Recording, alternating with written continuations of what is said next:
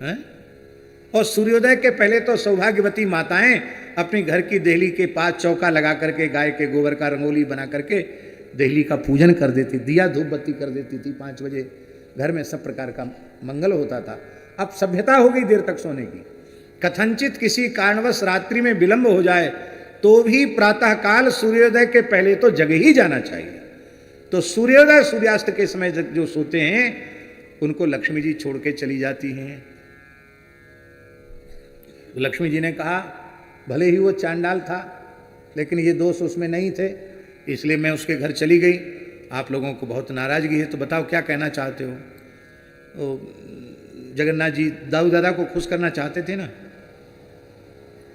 बोले अब ऐसा है कि या तो कहीं जाया आया करो तो फिर पूरे अनुशासन में रहो, तो नहीं तो जहाँ इच्छा हो।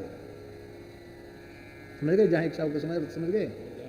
नहीं, जहाँ गई थी वहीं चली जाओ तो क्या है, यहाँ मंदिर में क्या काम तुम्हारा। लक्ष्मी जी बोली बिल्कुल ठीक है, हम जा रहे हैं। रात में लक्ष्मी जी चली गई।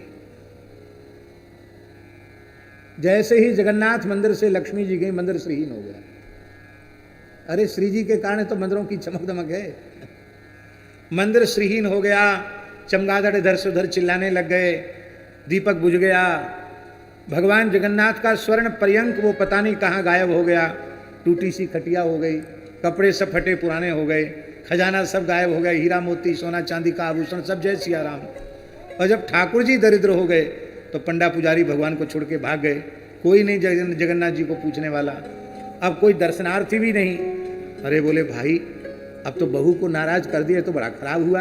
हम नहीं सोचते थे लक्ष्मी की इतनी महिमा है, नाराज होके चलेगी तो हमको कोई दो आना में नहीं पूछ रहा है?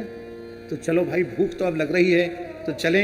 एक मधुर लीला है भगवान की, इसमें ऐश्वर्य भाव मत घुसेड़ना। तो भगवान ने साधु का भेष बनाया। हम लोगों जैसे साधु महात्मा कोई बैठ के कहीं मांगने लग जाएं, लोग कहेंगे महात्माओं का भिक्षा पर अधिकार है। तो बैठ गए समुद्र के किनारे, जहाँ कुछ लोग बैठे थे भिक्षुक, कि कोई दयालु आकर कुछ खाने को दे जाए। कपड़ा ऐसे डाल रहे थे, कोई दयालु आया, समुद्र नहा के उसने कुछ धान का लावा होता है ना, क्या कहते हैं उसको, यहाँ क्या बोलते हैं? लावा ही बोलते हैं, लाजा लावा। तो धान का लावा वो जगन्नाथ जी ने अपना कपड़ा फैलाया, दाऊ दादा ने कपड़ा फैलाया, तो धान का लावा उसमें भर दिया। बोले चलो लावा ही खा के गुजारा करेंगे। तब तक लक्ष्मी जी ने पवन देव को आज्ञा दिया, उड़ा ले जाओ सब लावा। हवा चली, सब लावा उड़ गया। अरे बोले भाई वाह, ये तो बड़ी विचित्र बात है, एक अन्न का कण भी नहीं मिलेगा। सब रसोइया चले गए, कहीं कुछ नहीं। तब चलें तो अब लक्ष्मी जी वहां से ही नहीं, सबके यहां से नाराज, सबकी ऐसी हालत थी। अब वो लक्ष्मी जी को कहा ना जहां गई थी वहीं चली जाओ। लक्ष्मी जी वहां तो बढ़िया आनंद था, वहां खूब चकाचक आनंद हो रहा था उसके घर में। तो लक्ष्मी जी वहां फिर पहुंच गई। जगन्नाथ जी और दाऊ दादा वहां पहुंच गए। बोले भिक्षाम देही। तो गृह स्वामिनी ने कहा महाराज मैं अमुक हूँ, आपको भिक्षा देने योग्य हूँ कि नहीं हूँ, भीतर आ जाओ। बोले नहीं अब कोई बात नहीं, आपद धर्म है, हमको भूख लगी है और हमारे घर में सब पवित्र है, कोई अशुद्ध अखाद्य अपेय हमारे घर में नहीं आता। वैसे तो सब पवित्र है लेकिन मैं अमुक हूँ, आपको खिलाने योग्य हूँ कि नहीं, ये बात है। तो भगवान बोले कोई बात नहीं, भूख लगी है, खा लेते हैं, जो होगा सो देखा जाएगा। दाऊ जी और श्री जगन्नाथ जी बैठ गए और स्वयं भगवती महालक्ष्मी भीतर रसोई बना रही है और घूंघट काट कर वही परोस रही है। तो जैसे ही मुख में ग्रास दिया, जगन्नाथ जी ने दाऊ जी की ओर देखा, दाऊ जी ने जगन्नाथ जी की ओर देखा।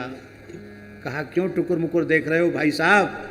अरे बोले भाई साहब ये तो स्वाद बहू के हाथ का है, ये तो लक्ष्मी जी बना रही हैं, लक्ष्मी जी हैं भीतर।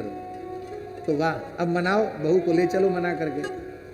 तो रसगुल्ला खिला करके लक्ष्मी जी को मनाया और ले गए। आज भी जगन्नाथपुरी में ये लीला होती है, भगवान लक्ष्मी जी को मना कर ले जाते हैं। लक्ष्मी जी ने कहा हम ऐसे नहीं चलेंगे, अब तक ये क्षेत्र जगन्नाथ क्षेत्र, लेकिन आज के बाद ये क्षेत्र श्री क्षेत्र माना जाएगा।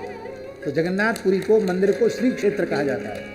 और भगवान ने कहा, लक्ष्मी जी ने कहा यहाँ पुरी में नील चक्र की छाया में ध्वजा के निकट मंदिर परिसर में श्री क्षेत्र में कोई भी आकर बैठकर आपका प्रसाद ग्रहण करे, उसके अनंत जन्मों के पाप तत्काल नष्ट हो जाएं और वह आपके नित्य धाम की प्राप्ति का अधिकारी हो जाए, भले ही उसका कोई साधन न हो।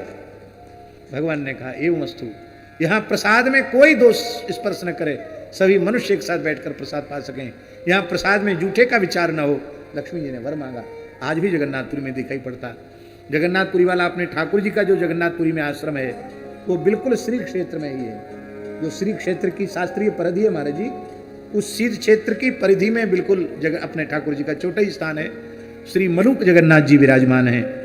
तो हम लोग तो ऐसे कि वहाँ मंदिर अपने स्थान की छत पर बैठते हैं तो मंदिर में कौन घुस रहा कौन निकल रहा उसको देख लेते हैं, इतने निकट है भगवान जी।